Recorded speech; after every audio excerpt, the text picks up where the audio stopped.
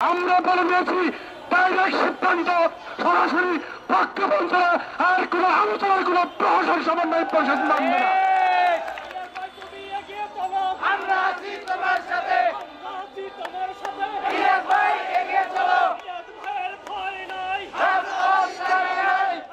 এখানে অধিকার আদায়ের আন্দোলনে সকলে একত্রিত হয়েছি।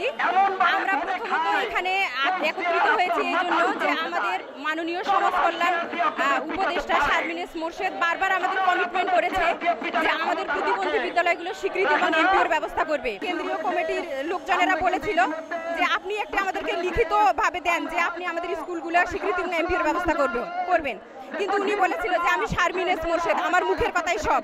আমি বলেছি আমি যদি আর 6 মাস এখানে আমার অবস্থানে থাকতে পারি, ক্ষমতায় থাকতে পারি, আপনাদের বিদ্যালয়গুলো আমি জাতীয়করণ করে দেবো। কিন্তু তিনি বারবার কমিটমেন্ট করার পরেও তিনি তার কমিটমেন্ট রাখেনি এবং তিনি ওয়াদার বরখেলাপ করেছে। এই জন্য আমরা আজকে এখানে কৃষ্ণ আন্দোলনে উপস্থিত হয়েছি।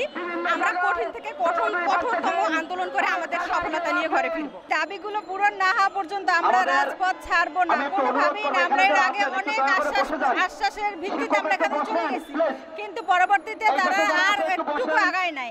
এই পর্যন্ত আমরা এই দাবি আদায় না হওয়া পর্যন্ত আমরা আন্দোলনের মাঠ ছাড়বো না। সারা বাংলাদেশের প্রতিবন্ধী ব্যক্তি, আরে মন্ত্রী তুমি কয় টাকা আয় করো?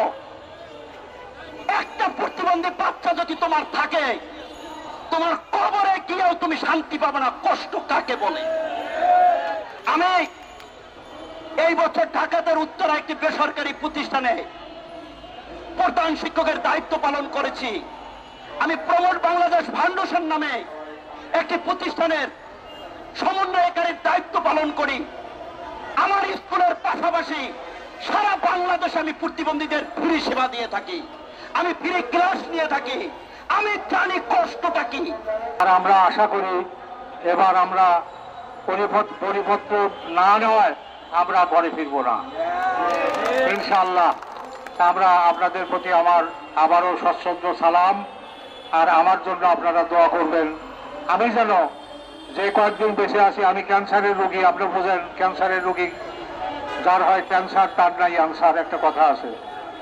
তা আমরা কয়েকদিন আমি বেঁচে থাকবো আমি জানি না আমি এটা দেখে যেতে পারবো কিনা। যদি আমি দেখে যেতে পারি তাহলে এটা আল্লাহর অশেষ রহমত। আমি আশা করি আপনারা সকল দল মত নির্বিশেষে সব রকমের বাদ দিয়ে আপনারা এক ছায়ার তলে আসেন। তারা তৈরি করেছে, তারা